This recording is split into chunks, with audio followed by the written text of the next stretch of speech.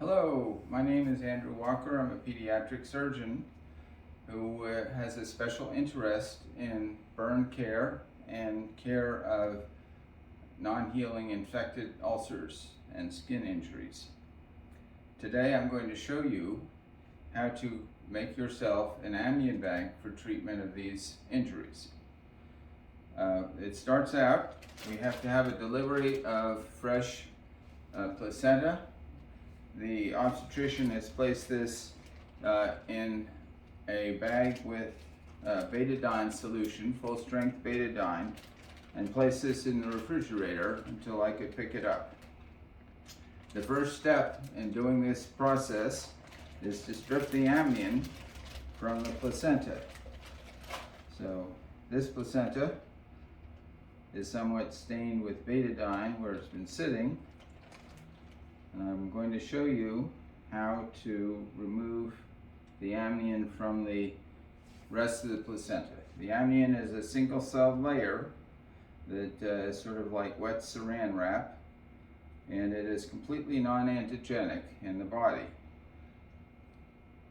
So to get this off of the placenta, you simply scrub it a little bit with your fingers and it starts to strip off, and then you just follow around and take the placenta completely off from the amnion.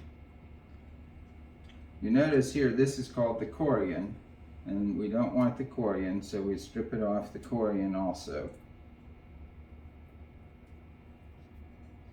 When you get done, you have a piece of amnion, which is a membrane that grows directly from the fetus, and where it interacts with the maternal placental tissue, it has to have a barrier, so it cannot be cause an immune reaction to the mother. Well, this particular feature is very good for us because it does the same thing when you apply it to a person. We've done experiments in which we put human amnion in animal models, and it works the same way, and there's no immune reaction against the human amnion from the animal. Curious thing, and we don't have the complete reason for that. So here's a piece of the amnion I have stripped, and we're going to lay this down on a piece of sterile blue material. I'm going to clean off with some alcohol here, the little drips of blood.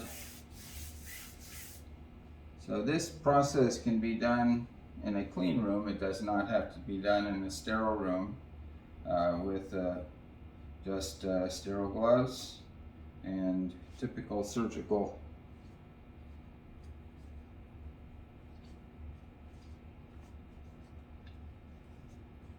precautions. Now, this amnion has actually two layers, and what I'm going to do, these are the products that you need to do this. You need saline. I'm going to put saline in 3 basins. I'm going to put betadine in 1 basin, which I've got here. And also,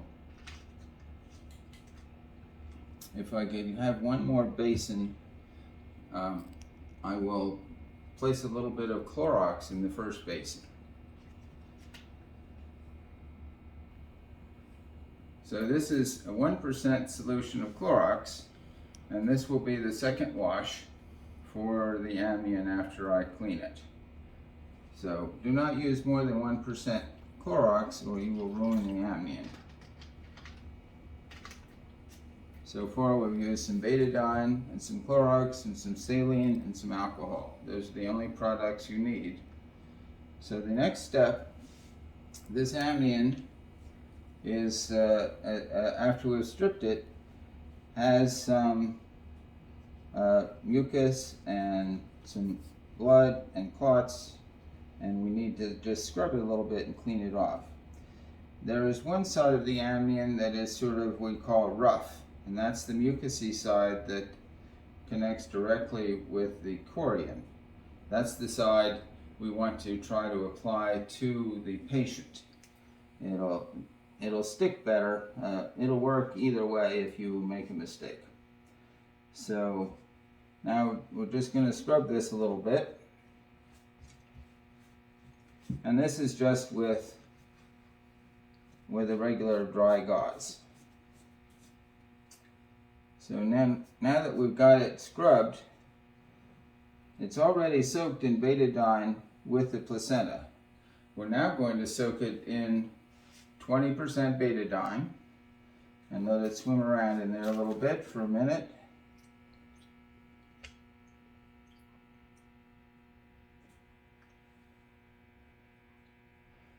So you may wonder, is this dangerous to use? Well, all viruses and bacteria are susceptible to betadine. For instance, the AIDS virus is susceptible to 1 to 200 concentration of betadine will kill it completely. And other viruses and bacteria are pretty much the same.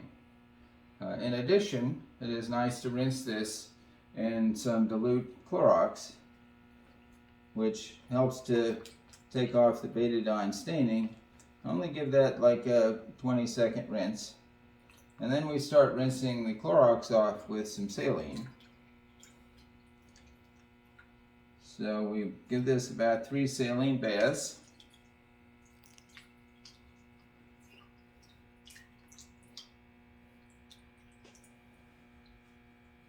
And let's dry off our table again here, because this is the next step. We're going to place this again out flat and then cut it into pieces suitable for putting on our typical sized patient wounds. So I generally cut these into pieces about 4 or 6 inches square. So this is a typical placenta. It's I didn't get all of the amnion off, I don't think. You get approximately a square foot, which is good for about 8 or 10 treatments.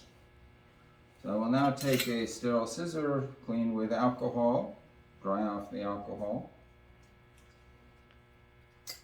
And then we will cut these pieces, appropriate size, and temporarily put them back in the saline.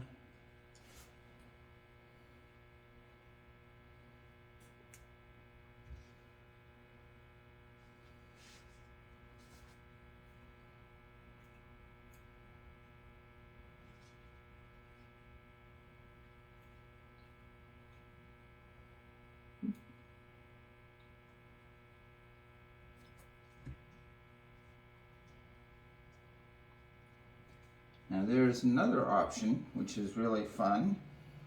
You can use bovine amnion in the same way. The trouble with bovine amnion, you have to be there at the delivery so that the mother does not eat the placenta. Once you get the bovine amnion, you treat it the same way. Put it in a bag with betadine, clean off any bits of straw and grass, and strip it from the placenta, and then you have basically enough amnion to cover a full card table. And it is a more durable product. It's very nice to work with. And again, once it's sterilized in this fashion, it will not cause any problems. Now, what I also need to do is take a syringe here and draw up some penicillin. So I draw up about 3 million units of penicillin and place this in saline I then drop the saline and place it in my tubes that I'm going to put the amnion in.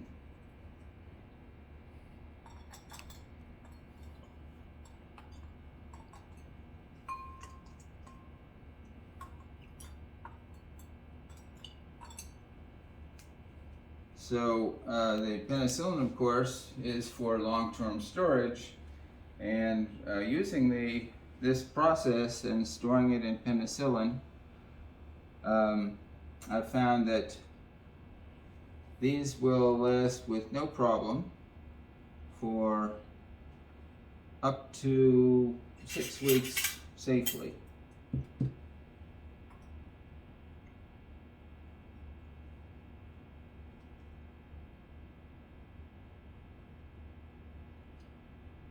I have been using this on approximately 1,000 patients over a many-year period with all kinds of skin injuries. I've never had a negative reaction or a complaint about the use of this product. I've taught people to use it as an outpatient so that I can send pieces of amnion home. I should have cut this one a little smaller, I think, but you get the idea.